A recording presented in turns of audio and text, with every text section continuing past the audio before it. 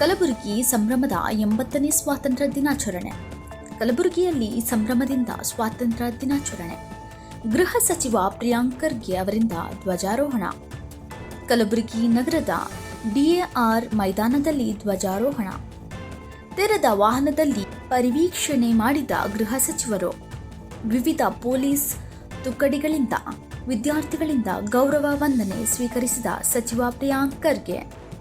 ಸಂಸದ ರಾಧಾಕೃಷ್ಣ ದೊಡ್ಡಮನಿ, ಶಾಸಕ ಅಲ್ಲಮಪ್ರಭು ಪಾಟೀಲ್ ಸೇರಿ ರಾಜಕೀಯ ಮುಖಂಡರು, ಅಧಿಕಾರಿಗಳು ಉಪಸ್ಥಿತಿ. ಪ್ರತಿನಿಧಿಗಳೇ, ಯುವಕರೇ ಹಾಗೂ ಮುದ್ದು ಮಕ್ಕಳೇ, ತಮ್ಮೆಲ್ಲರಿಗೂ ಕೂಡ 80ನೇ ಸ್ವಾತಂತ್ರ್ಯ ದಿನಾಚರಣೆಯ ಹಾರ್ದಿಕ ಶುಭಾಶಯಗಳು. ಇಂದು ನಮ್ಮ ದೇಶ ವಿಶ್ವದ ಹಲವಾರು ಕ್ಷೇತ್ರದಲ್ಲಿ ನಾಯಕತ್ವವನ್ನು ವಹಿಸುತ್ತಾ ಇದೆ. ಈ ಸ್ಥಾನ, ಈ ಗೌರವ ನಮಗೆ ಸುಲಭವಾಗಿ ಸಿಗಲಿಲ್ಲ. ಇದು ಹಲವಾರು ದಶಕಗಳ ಕಾಲದ ನಮ್ಮ ಹಿರಿಯರ ಶ್ರಮ, ಅವರ ಮುಂದಾಳತ್ವ, ಅವರ ದೂರದೃಷ್ಟಿ, ಅವರ ಆರ್ಥಿಕ ಹಾಗೂ ಸಾಮಾಜಿಕ ಪೋಷಣೆಯ ಪ್ರತಿಫಲವಾಗಿ ಇವತ್ತು ನಮಗೆ ಈ ನಾಯಕತ್ವವನ್ನ ಸಿಗ್ತಾ ಇದೆ. ಇಂದು ಭಾರತ ದೇಶ ಸ್ವಾವಲಂಬಿಯಾಗಿದೆ, ಆರ್ಥಿಕವಾಗಿ ಸಶಕ್ತವಾಗಿದೆ. ಇದಕ್ಕೆ ಅನೇಕ ನಾಯಕರು ಹಲವಾರು ರೀತಿ ಅವರಾದಂತ ಅದ್ಭುತ ಕೊಡುಗೆಗಳನ್ನ ನೀಡಿದ್ದಾರೆ.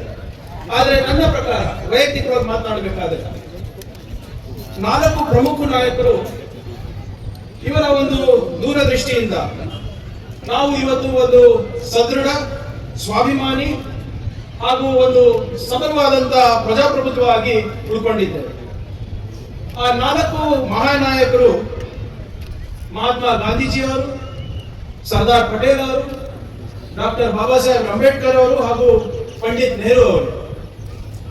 ಗಾಂಧೀಜಿಯವರು ಸ್ವತಂತ್ರ ಭಾರತಕ್ಕೆ ನೈತಿಕ ನಿಲುವುಗಳು, ಅವರ ಸಮಾಜದಲ್ಲಿರುವಂತಹ ಧಾರ್ಮಿಕ, ಸಾಮಾಜಿಕ, ಮಾನವೀಯತೆ ಹಾಗೂ ರಾಜಕೀಯ ಮೌಲ್ಯಗಳ ಪಾಠ ನೀಡಿ ನಮಗೆ ಇನ್ನೂ ಕೂಡ ಆ ಪಾಠಗಳು ಮಾರ್ಗದರ್ಶಿಯಾಗಿದೆ.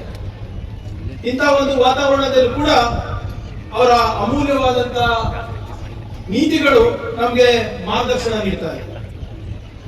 ಹಾಗೆ ಸರ್ದಾರ್ ಪಟೇಲ್ ಅವರು ಅವರ ದೃಢ ನಿರ್ಧಾರಗಳಿಂದ ಸ್ವತಂತ್ರದ ನಂತರ ನಾವು ಒಂದು ಬಲಿಷ್ಠ ರಾಷ್ಟ್ರವಾಗಿ ಹೊರಹೊಮ್ಮಲಿಕ್ಕೆ ಸಾಧ್ಯ ಆಯಿತು.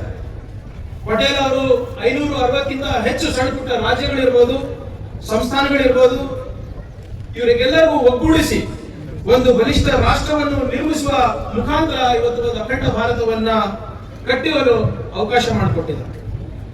ಅದೇ ರೀತಿಯಲ್ಲಿ ಸ್ವತಂತ್ರ ಭಾರತದಲ್ಲಿ ಆಡಳಿತ ಸಮರ್ಥವಾಗಿರಬೇಕಂದ್ಬಿಟ್ಟು ಸರ್ದಾರ್ ಪಟೇಲ್ ಅವರು ಭಾರತೀಯ ನಾಗರಿಕ ಸೇವೆಗಳನ್ನು ಬಲಪಡಿಸಿರ್ಲಿಲ್ಲ ಅಂದ್ರೆ ಇವತ್ತು ನಾವು ಪ್ರಜಾಪ್ರಭುತ್ವ ಆಗಿ ಉಳಿಲಿಕ್ಕೆ ಸಾಧ್ಯ ಆಗ್ತಾ ಇರಲಿಲ್ಲ. ಹಾಗೆ ಡಾಕ್ಟರ್ ಬಾಬಾ ಸಾಹೇಬ್ ಅಂಬೇಡ್ಕರ್ ಅವರ ಕಾನೂನಿನ ಕುಶಕ್ರಮವತಿಯಿಂದ ಹಾಗೂ ಸಾಮಾಜಿಕ ಕಾಳಜಿಯಿಂದ ಸ್ವತಂತ್ರ ಭಾರತದಲ್ಲಿ ಸಂವಿಧಾನವನ್ನು ಜಾರಿಗೆ ತಂದು ಪ್ರತಿಯೊಬ್ಬ ನಾಗರಿಕರಿಗೂ ಕೂಡ ಒಂದು ಸ್ವಾಭಿಮಾನದ ಬದುಕು, ಒಂದು ಸಮಾನತೆಯನ್ನ ಹಕ್ಕು ನೀಡುವ ಮುಖಾಂತರ ಒಂದು ಸಮಗ್ರ ಭಾರತವನ್ನ ಕಟ್ಟಲಿಕ್ಕೆ ಅವಕಾಶ ಮಾಡಿಕೊಡ್ತಾರೆ.